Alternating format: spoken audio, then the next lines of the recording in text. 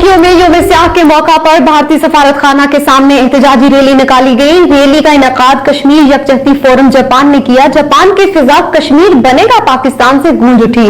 शाहिद मजीद advocate ने भारतीय सफारत खाना जापान और अक़वाम मुत्तहिदा जापान में शाहदाश्त पेश की।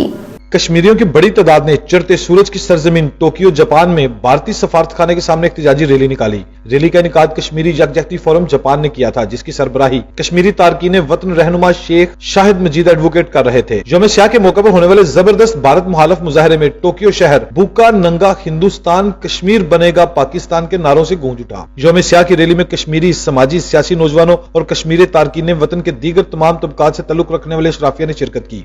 रैली से खिताब करते हुए चीफ ऑर्गेनाइजर शाहिद मजीद शेख एडवोकेट ने इस बात का इयादा किया कि जम्मू कश्मीर के अवाम ने कभी भी अपनी मादरे वतन पर भारत का नाजायज कब्जा कबूल नहीं किया और ना ही इसे किसी सूरत कबूल किया जाएगा। उन्होंने अक़वाम मुत्तहिदा से मुतालबा किया है कि वो कर्फ्यू समेत पूरी रियासत जम्मू कश्मीर में आजादाना और मुनसुबाना इस्तवाब राय के इनेकाद के जरिए जम्मू कश्मीर के अवाम को अपनी करारदादों की रूह के तहत हक खुदरादियत की जल्द फराहमी को यकीनी बनाने के लिए फौरी तौर पर इकदाम करे।